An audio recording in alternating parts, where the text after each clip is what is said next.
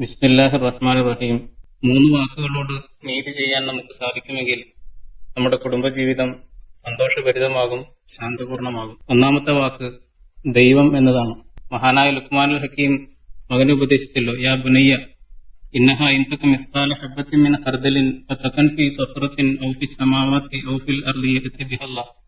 പൊന്നാര മോനെ, കാര്യം ഒരു കടുകുമണിയോളം ആവട്ടെ, അത് സംഭവിച്ചിരിക്കുന്നത് ഏതോ വിജനതയിലോ ആകാശങ്ങളിലോ ഭൂമിയിലോ പാറയിടുക്കിലോ എവിടെയുമാകട്ടെ, അള്ളാഹു നാളെ അത് കൊണ്ടുവരും എന്നതാണ്. ഈ ദൈവബോധത്തിലാണ് നമ്മുടെ കുടുംബജീവിതത്തെ വാർത്തെടുക്കേണ്ടത്. രണ്ടാമത്തെ വാക്ക് എന്ന് പറയുന്നത് ധർമ്മം എന്നതാണ്. ധർമ്മം എന്ന് പറഞ്ഞാൽ മറ്റുള്ളവർക്ക് നമ്മൾ കൊടുക്കേണ്ടതെന്തോ അതാണ് ധർമ്മം.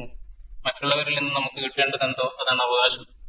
അവകാശങ്ങളെക്കുറിച്ച് ചിന്തിക്കുകയും ധർമ്മങ്ങളെക്കുറിച്ച് മറന്നുപോവുകയും ചെയ്യുന്ന ഒരു കാലത്ത് ധർമ്മങ്ങളെക്കുറിച്ച് ചിന്തിക്കാൻ നമുക്ക് സാധിക്കുമെങ്കിൽ, പ്രിയമുള്ളവരെ, നമ്മുടെ കുടുംബജീവിതം വളരെ സംതൃപ്തിദായകമായി തീരും.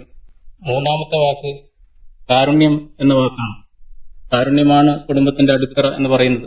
ഖുദ്സി ഹദീസിൽ അല്ലാഹു സുബ്ഹാനഹു വ തആല പറഞ്ഞിരിക്കുന്നു, ഇന്നി അനല്ലാ ലാ ഇലാഹ ഇല്ലാ അന വഅനർ റഹ്മാൻ ഖലഖ്തുർ റഹീം ശഖഖ്തു ലഹാ ഇസ്മൻ മിൻ ഇസ്മി എന്ന്. ഞാനാകുന്നു അല്ലാഹു, ഞാനല്ലാതെ ഇലാഹില്ല, ഞാൻ കാരുണ്യവാനാണ്, ഞാൻ കുടുംബബന്ധത്തെ സൃഷ്ടിച്ചു, എന്നിട്ട് എന്റെ നാമങ്ങളിൽ ഒന്നെടുത്ത് അതിന് നൽകുകയും ചെയ്തു. അതാണ് കുടുംബം എന്ന് പറയുന്നത്. അപ്പോൾ കുടുംബത്തിൽ നമ്മെ സംബന്ധിച്ചിടത്തോളം കുടുംബത്തിൽ ദൈവികമായ കാരുണ്യത്തിന്റെ ഒരു അടിയൊഴുക്കുണ്ടായിരിക്കണം എന്നർത്ഥം. ആ കാരുണ്യത്തിന്റെ വ്യത്യസ്ത ഭാവങ്ങളാണ് പ്രണയമായും സ്നേഹമായും വാത്സല്യമായും സഹാനുഭൂതിയുമായും ഒക്കെ നമ്മുടെ ജീവിതത്തെ വർണ്ണാഭമാക്കിക്കൊണ്ടിരിക്കുന്നത്. ദൈവം, ധർമ്മം, കാരുണ്യം, ഈ 3 വാക്കുകളോട് നീതി ചെയ്യാൻ നമുക്ക് സാധിക്കുമെങ്കിൽ നമ്മുടെ കുടുംബജീവിതം തീർച്ചയായും ശാന്തപൂർണമാകും, സന്തോഷഭരിതമാകും. അള്ളാഹു നമ്മയൊക്കെ അനുഗ്രഹിക്കുമാറാകട്ടെ. അൽഹംദുലില്ലാഹി റബ്ബിൽ ആലമീൻ. അസ്സലാമു അലൈക്കും വറഹ്മത്തുള്ളാഹി.